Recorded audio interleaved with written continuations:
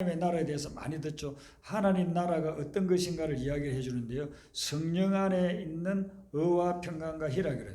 의라고 하는 것은 하나님 앞에서 올바르다는 것인데 우리가 다 죄인이에요. 올바를 수가 없어요.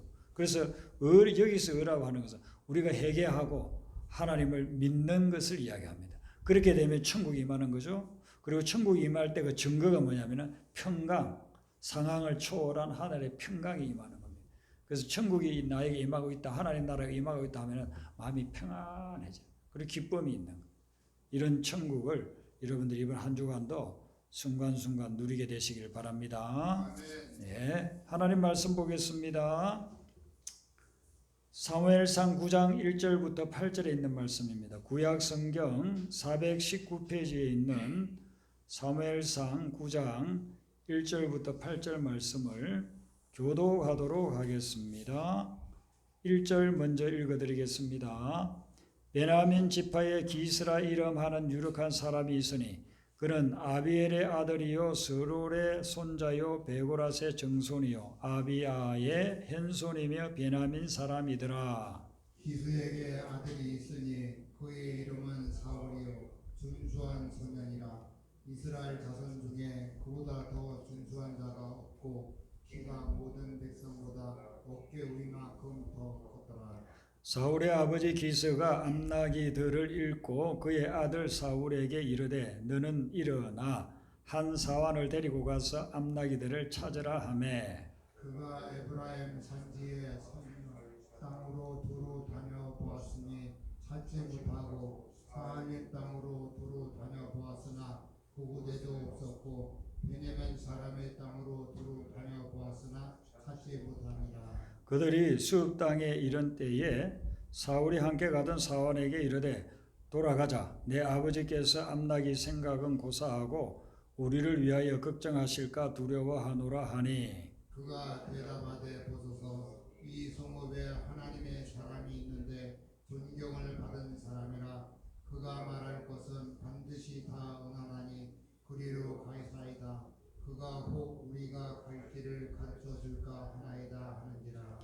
사울이 그의 사활에게 이르되 우리가 가면 그 사람에게 무엇을 드리겠느냐? 우리 주머니에 먹을 것이 다하였으니 하나님의 사람에게 드릴 예물이 없도다. 무엇이 있느냐 하니 사환이 사울에게 다시 대답하여 이르되 보소서 내 손에 한 세겔이 4분의 1이 있으니 하나님의 사람에게 드려 우리 길을 가르쳐 달라 하겠나이다 하더라. 아멘. 사무엘상 9장은 사울에 관한 말씀인데 왕이 되는 과정을 보여주고 있습니다. 그래서 이 말씀 속에서는 하나님이 지도자를 세울 때 어떤 자격을 가진 사람을 지도자로 세우는가. 지도자는 많죠. 세상에 정치적인 지도자, 경제적인 지도자, 교육의 지도자, 예술의 지도자 많이 있습니다. 다양한 지도자들이 있는데 하나님이 세우는 지도자, 그 하나님이 세우는 지도자의 조건이 오늘 이 말씀 속에 들어 있습니다. 사울은 베냐민 지파라고 그렇게 나오죠. 베냐민 지파. 이스라엘에 12지파가 있는데 베냐민 지파는 이 사울 당시에 가장 약한 지파입니다. 거의 없어질 뻔했던 그런 지파입니다. 사사기 19장부터 21장을 보면 그게 기브아 사람들이 저지른 만행이 나와요. 아주 엄청난 흉악한 죄를 지었습니다. 그런데 이 기브아 사람이 어느 지파냐면 베냐민 지파예요. 그러니까 엄청난 죄를 지은 것을 이스라엘의 모든 지파 사람들이 듣고 이들을 그냥 내버려 두면 하나님이 우리 민족에게 진노한다. 그렇기 때문에 이들을 처벌해야 된다 해서 기브아 사람들을 처벌하겠다고 베냐민 지파에게 연락을 했습니다. 그랬더니만 베냐민 지파가 자기 지파 사람이니까 딱 감싸고 도는 거예요. 엄청난 죄를 지은 사람들인데 이들을 내놓지를 않습니다. 그리고 우리 지파 사람이니까 절대로 건드리지 마라 이렇게 나오는 거예요. 그러니까 나머지 11개 지파가 40만 명의 군사를 동원해서 베냐민을 침공에 들어왔습니다. 베냐민은 군사가 몇 명이었느냐 하면은 26,700명이었습니다. 여러분 26,700명하고 40만하고 싸워서 게임이 되겠습니까? 그런데 이 베냐민의 군사들이 용맹해가지고 처음에 두 번째는 뭐 이겼어요. 그러니까 그게 완전 기고만장한 겁니다.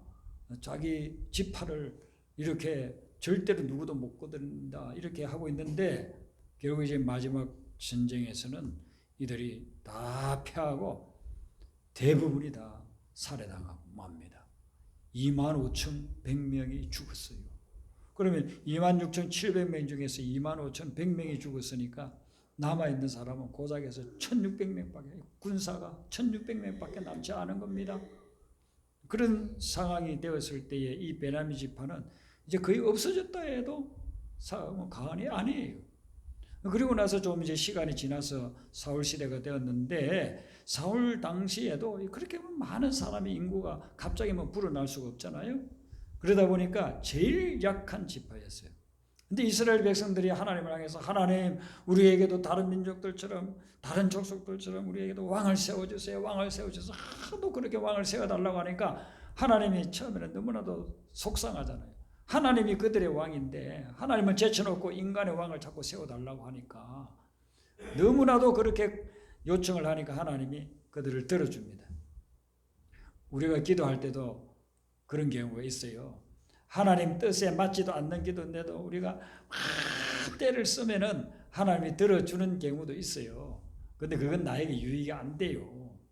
그래서 이들이 하도 왕을 세워달라고 하니까 하나님이 사울 왕을 이렇게 세워줍니다. 근데 그 사울 왕을 세우는데 이 사울이 12개 지파 중에서 가장 약한 지파에서 하나님이 뽑았다는 거예요.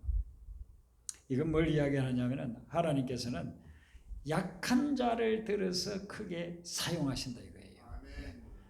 이런 힘 있고 능력 있고 재능 있는 사람을 쓰면은요 하나님이 개입 안 해도 그 사람은 원래 공부도 잘하고 능력도 있는 사람이야. 뭐 당연하지 이렇게 하나님의 존재, 하나님의 능력에 대해서 사람들이 알지를 못해요. 그런 사람을 통해서. 그런데 아무것도 아닌 것 같고 비천하고 연약하고 가진 것도 없는 사람이 하나님의 도우심으로 쓰임을 받고 능력을 발휘하면은 야, 그 하나님 대단하네. 그렇게 할 거 아닙니까? 예. 제가 예수님을 믿고 목회자가 됐어요.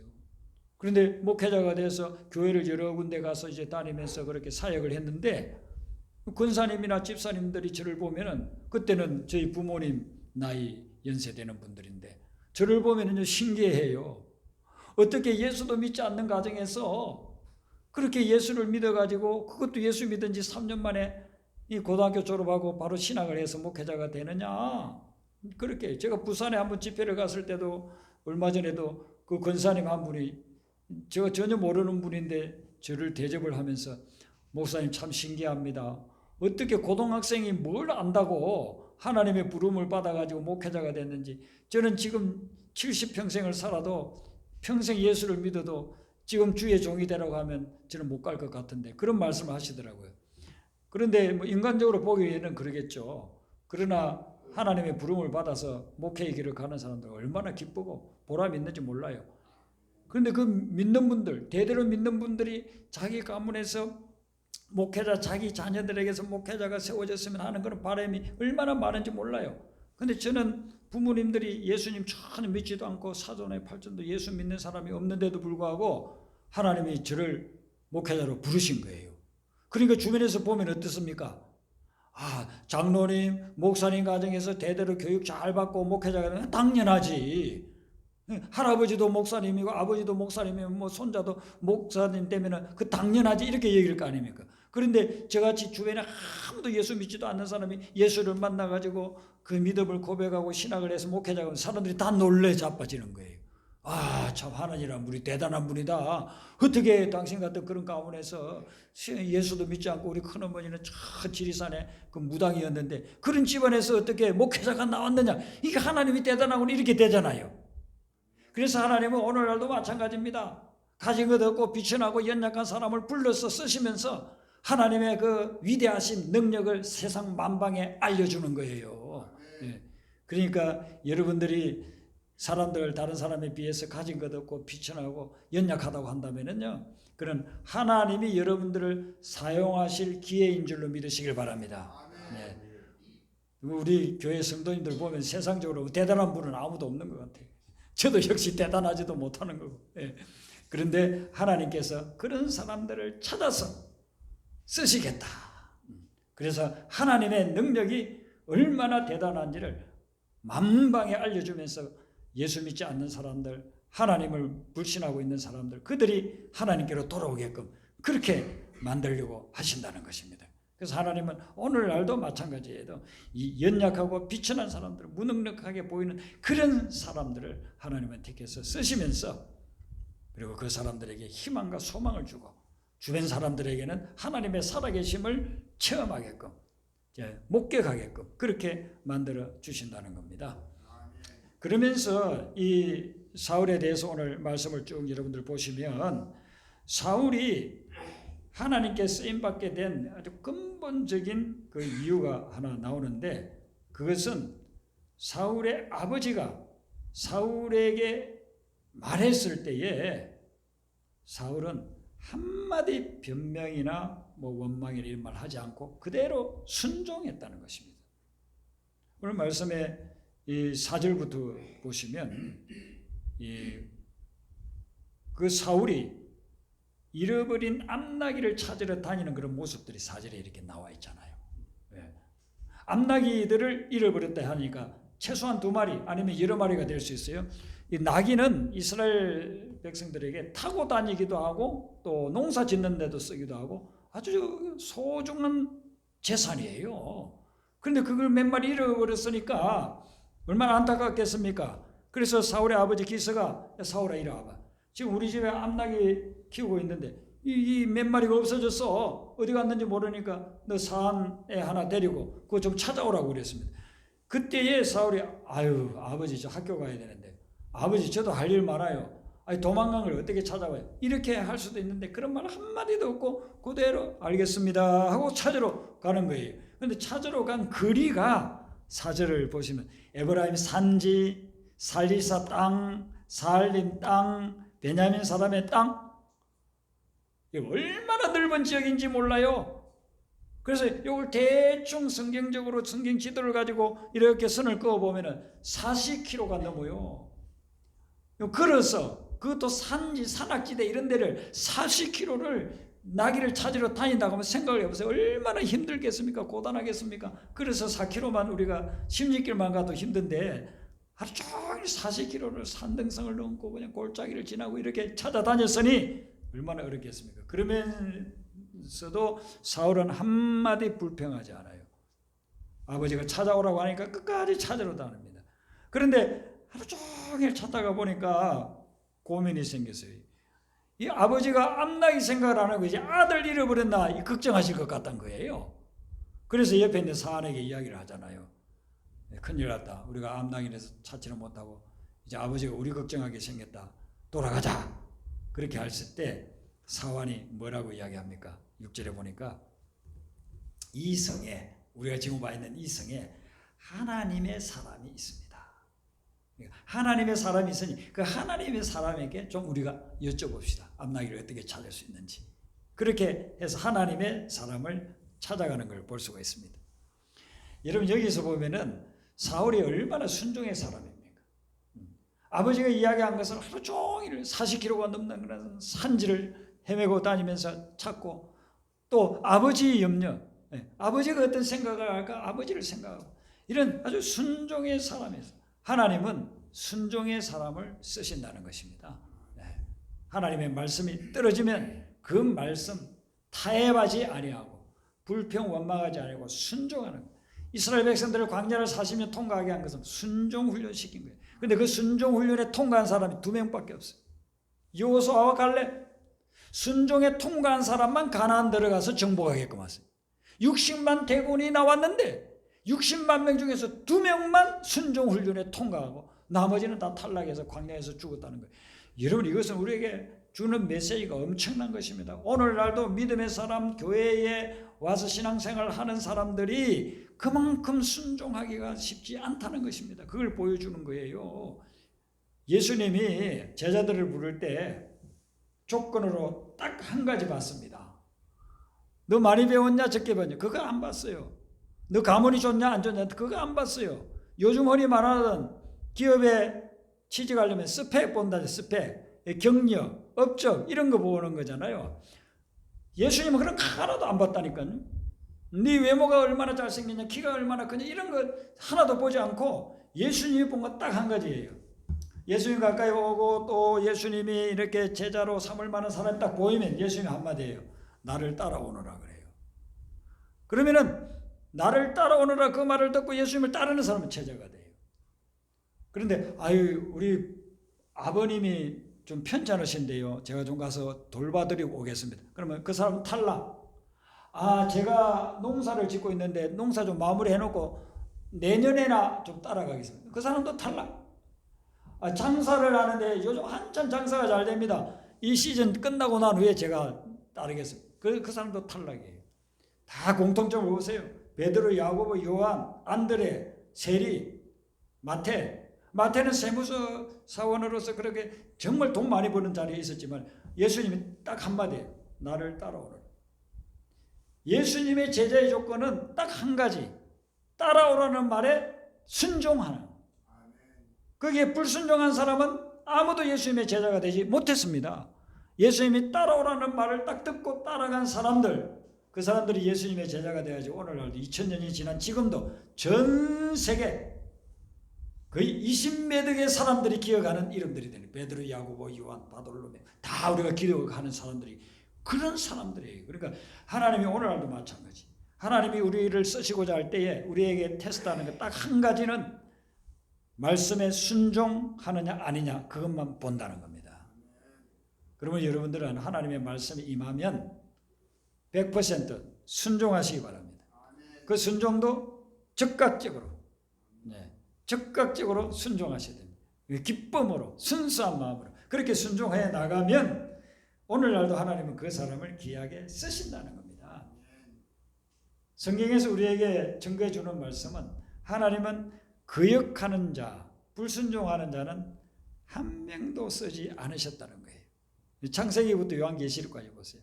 거역하는 자는 한 명도 하나님 쓰지 않았어요. 압살롬 묘사를 하는 걸 보면 아주 잘생겼어요. 능력 있는 사람이에요.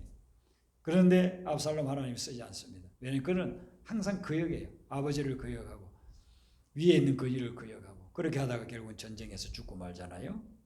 가룟 유다 하나님을 한때는 예수님을 따르는 척 했지만 그는 마음속에 예수님 따르는 게 목적이 아니에요.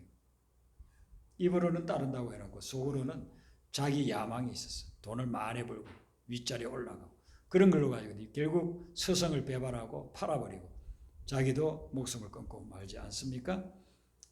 우리는 우리 자신을 한번 살펴봐야 돼요. 나는 말씀에 얼마나 순종하는가. 이 늘 점검해야 돼요. 나는 말씀에 얼마나 순종하는가. 하나님의 말씀이 내게 임했을 때 나는 얼마나 순종하는가. 그게 하나님이 쓰느냐 쓰지 않느냐 그게 시금석이 된다는 것입니다. 사울이 암나기를 이렇게 찾으러 가다가 이제 못 찾게 돼서 사안의 근거로 하나님의 사람을 만나러 갑시다. 그렇게 했을 때 이 하나님의 사람이라고 하는 이것은 굉장히 영광스러운 칭호입니다. 성경에 하나님의 사람이라고 하는 단어가 약 80번 정도, 78회 약 80번 정도 나옵니다. 그렇게 나오는데 자, 하나님의 사람으로 칭호되었던 사람들이 누구냐 하면은요. 모세, 율법을 받았던 사람, 모세가 하나님의 사람이에요. 그리고 선지자 중에 선지자인 엘리야, 그 제자인 엘리사, 그리고 아마샤. 신약에서는 유일하게 하나님의 사람으로 칭호를 받은 사람이 누구냐 하면은 디모데예요. 사도 바울이 디모데에게 편지를 쓰면서 너 하나님의 사람아 이렇게 이야기하고 있어요. 물론 바울도 하나님의 사람이고 베드로, 야고보 다 하나님의 사람들이에요. 근데 그렇게 칭호를 직접 했던 대상들이 그런 사람들입니다. 이 하나님의 사람은 어떤 사람이냐면 하나님의 부르심을 받고 하나님의 명령에 순종한 사람들이 다 하나님의 사람이에요. 그래서 이 하나님의 사람들에게 네 삶의 주인이 누구냐 물으면 하나님입니다. 그래요. 하나님의 사람은 하나님의 말씀에 살고 하나님의 말씀에 죽는 사람이 바로 하나님의 사람이에요. 지금 오늘 본문에 나오는 하나님의 사람은 누구냐 하면은 선지자 사무엘을 이야기합니다. 사무엘이 그 동네 살고 계셨거든요. 사완이라는 사람이 상당히 영적인 사람인 것 같아요. 그런데 관심을 가지고 선지자가 어디 살고 있나. 사울은 몰랐는데 사울은 알고 있는 걸로 봐서는. 그래서 사울에게 근거를 하는 거예요. 이 동네에 내가 알고 있기로는 하나님의 사람이 살고 계신 것 같은데 그분을 우리가 만나 뵙고 물어봅시다. 그렇게 해서 사무엘을 이제 찾으러 가는 것입니다. 우리도 하나님의 사람을 찾아가야 돼요. 신앙생활을 하면서 내 스스로 믿음으로서 잘 생활할 수 있다면 오케이. 그러나 사울처럼 이렇게 귀한 소중한 암나기들을 잃어버렸어. 어떤 사람은 건강을 잃어버리고, 어떤 사람은 명예를 상실하고, 어떤 사람은 물질을 잃어버렸어. 그렇다고 한다면은 그걸 찾으려고 하고 또 회복하려고 어떤 풀리지 않는 문제를 당해서 그걸 해결하려고 하면 내 힘으로 안 될 때가 있잖아요. 그런 때는 하나님의 사람을 만나야 돼요. 하나님의 사람을 만나야 되는데 이 하나님의 사람을 오늘날 여러분들이 지금 제가 말씀드린 대로 이런 기준으로 볼 때 하나님의 사람들 찾기가 쉽지 않아요. 쉽지 않아요. 하나님의 사람이면 대표적으로 보면 오늘날 목회자라고 볼 수 있어요. 신학을 공부하고 성경을 많이 연구하고 늘 기도하고 그런 목회자가 하나님의 사람에 속할 수 있을 거예요. 그런데 오늘날이나 예수님 당시에나 또 3000년 전이나 거짓 선지자들이 많이 있었어요. 참된 선지자도 있지만 거짓 선지자. 참된 선지자가 하나님의 사람이에요. 그런데 문의는 선지자예요. 문의는 목회자예요. 실제로는 거짓 선지자, 거짓 목회자, 싹군 목자들이 너무나도 많다는 것입니다. 이단들 보세요.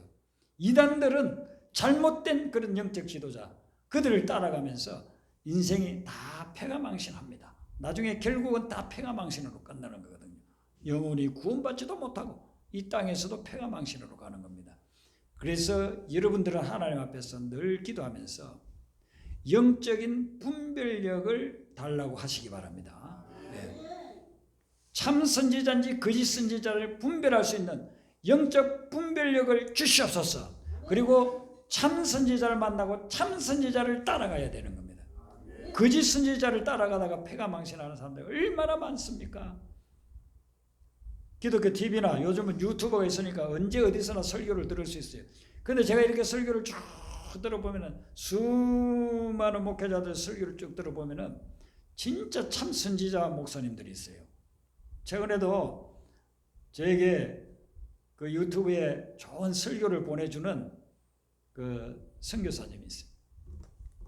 그래서 그분이 은혜를 많이 받았다고 목사님도 들어보세요 하고 저 보내줬는데 제가 그 설교를 듣고 그분이 보내준 목사님이 한 서너 명 돼요. 서너 명의 목사님 설교를 들으면서 참 은혜를 받고 감사했어요. 하나님, 우리 한국교회에 이런 귀한 종들이 있어서 감사합니다. 참 선지자, 하나님의 사람이 있어서 감사합니다. 제가 그런 기도가 그냥 나와요. 참 말씀을 들어보면 벌써 알잖아요. 말씀을 쭉 들어보면 이분들이 어떤 마음, 어떤 생각을 가지고 있는지를. 그렇게 은혜를, 목사인 저도 은혜를 받는데 어떤 설교들은 들어보면은 완전 거짓 선지자, 거짓 선지자. 그리고 부흥사 다니는 사람들한테 죄송하지만 부흥사들 중에 거짓 선지자가 엄청나게 많아요. 제가 여태까지 본 것 중에. 그래서 저는 목회하면서 부흥이 안 합니다. 지금까지 부흥이 해본 적이 없어요. 그 전에 어떤 목회자가 부흥 강사로 불러달라고 제가 하도 졸라서 한 번 한 적이 있어요. 그 역시 안 하는 게 더 좋았어요. 결과는.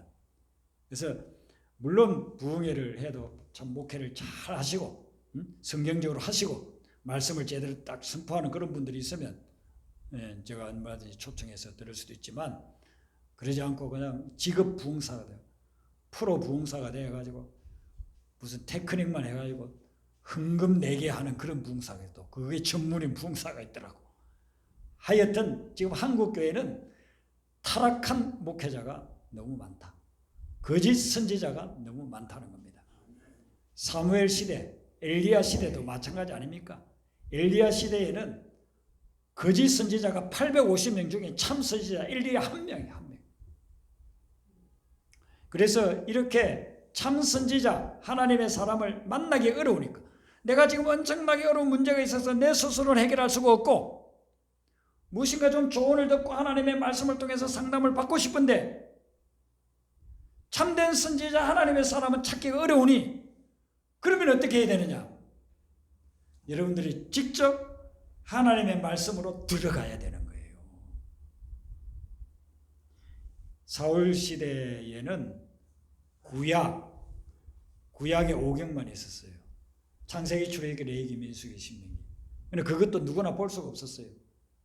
왜냐하면은 양피지를 가지고 어린 양을 죽여서 그 껍데기를 말려가지고 거기에다가 글을 쓰니까 그 한 권 만들려고 하면 몇 년이 걸려요. 몇 년. 그러니까 그건 돈도 엄청나게 비싸고 성전 외에는 뭐 거의 찾아보기 어려워요. 나중에는 좀 많이 해서 해당 같은 데도 있었지만은 한 권 값을 친다면 지금은 수천만 원 줘도 그거 살까 말까 그런 상황. 그러니까 말씀을 보통 사람은 읽을 수가 없어요. 성경을 읽을 수가 없던 시대예요. 그리고 예수님 시대는 그나마 또 구약만 있었지 신약이 없었어요. 그런데 지금은 우리는 신구약 66권을 다 가지고 있지 않습니까? 하나님이 우리에게 말씀의 축복을 주신 거예요. 누구나 다 볼 수 있잖아요. 수도 없이 많은 말씀들을 우리는 들을 수도 있고 볼 수도 있잖아요.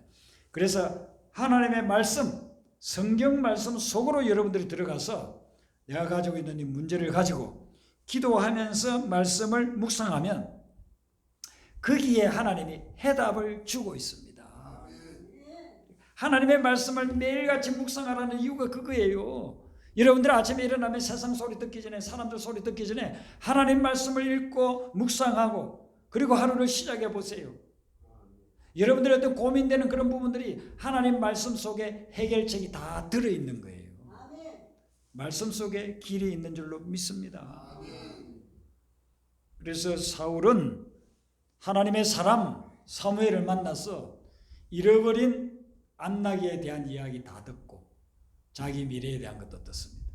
그 뒷부분은 오늘 뭐 시간 관계에서 오늘까지 다 할 수 없고 다음 주에 또 제가 살펴보겠습니다만은 하나님의 말씀 속에 들어가면 그 속에 여러분의 삶에 대한 그리고 여러분이 고민하는 것에 대한 해답이 반드시 들어 있습니다. 그래서 여러분들이 찾기가 어렵다. 그렇게 하면 이제 저에게 요청을 하면 제가 말씀을 통해서 상담해 드릴 수가 있습니다. 그래서 하나님의 말씀, 하나님의 사람을 만나서 잃어버린 안나기에 대한 문제와 자기 인생에 대한 문제를 해결함을 받았던 것처럼 우리도 이제는 하나님 말씀 속에 들어가서 우리의 문제에 대한 해결책을 찾아야 됩니다. 그렇게 해서 말씀 속에서 기다리고 있는 하나님의 해결책을 붙잡고 나아가면 하나님께서 여러분의 삶을 하갑에 나여 복이 되게 하고 합력하여 선을 이루게 하는 그런 역사가 일어나게 될 줄로 믿습니다. 우리 아까 불렀던 찬송 복음성가 9장 부르도록 합니다.